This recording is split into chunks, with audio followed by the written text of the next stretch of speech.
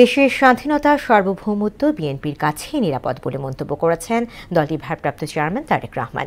বিকেলে কৃষিবিদ ইনস্টিটিউটে এক অনুষ্ঠানে ভার্চুয়ালি যুক্ত হয়ে তিনি বলেন, নিজেদের মধ্যে বিভাজন বিভক্তি রেখে দেশ করা সম্ভব নয়।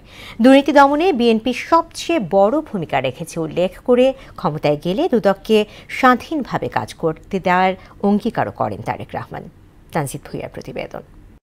জাতীয়তাবাদী স্বেচ্ছাসেবক দলের খামারবাড়ির কৃষিবিদ ইনস্টিটিউটে বিএনপির দেশ গড়ার পরিকল্পনা শীর্ষক 7 দিনব্যাপী সেমিনারের তৃতীয় দিনে যুক্তরাজ্য থেকে ভার্চুয়ালি যুক্ত হন বিএনপির ভারপ্রাপ্ত চেয়ারম্যান তারেক রহমান। এতে সভাপতিত্ব করেন দলটির সিনিয়র যুগ্ম মহাসচিব রুহুল কবির রিজভী। জনগণের স্বাস্থ্য সেবা নিশ্চিতে বিশেষ নজরদারির তাগিদ দেন রুহুল কবির রিজভী। আপনি গর্ব করে অহংকার করে বলছেন যে আমাদের তো ম্যান্ডেট পাইনি, কতদিন থাকতে হবে না থাকতে হবে এটা নির্বাচন কমিশনের দরকার। আপনার বিবেক কি বলে যে কতদিন থাকতে হবে? আপনি কোন ম্যান্ডেটের উপরে আজকে আপনি উপদেষ্টা হয়েছেন? কোন ম্যান্ডেটের উপরে আজকে আপনি সরকার গঠন করেছেন? বিএনপির ভারপ্রাপ্ত চেয়ারম্যান তারেক রহমান বলেন, রাষ্ট্র পরিচালনার দায়িত্ব পেলে 4 কোটি পরিবারকে ফ্যামিলি কার্ড দেয়া হবে। দেশের স্বাধীনতা সার্বভৌমত্ব বিএনপির কাছেই নিরাপদ উল্লেখ করে বিভাজন বিভক্তি রেখে দেশ গড়া সম্ভব নয় বলেও মন্তব্য করেন তিনি। দেশের স্বাধীনতা এবং সার্বভৌমত্ব বলেন বিএনপির কাছে নিরাপদ।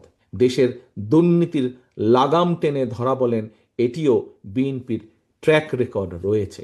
দেশের আইন শৃঙ্খলা পরিস্থিতি কঠোর হস্তে নিয়ন্ত্রণ করার এটিরও বিএনপির ট্র্যাক রেকর্ড রয়েছে। আমরা ফ্যামিলি কার্ড নামে একটি কার্ড দিতে চাই।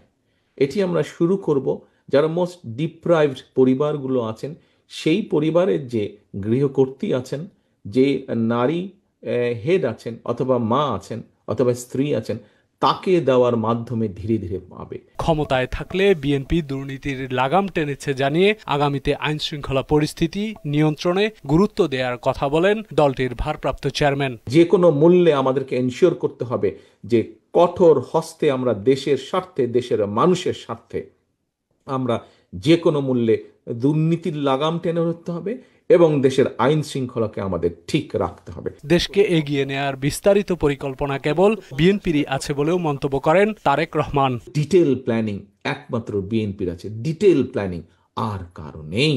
জনের বিভিন্ন ট্র্যাক রেকর্ড অতীতে আমরা দেখেছি এবং তাদের কাছে কোনো প্ল্যান নাই।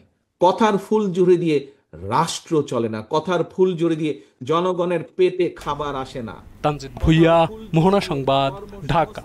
হয় না।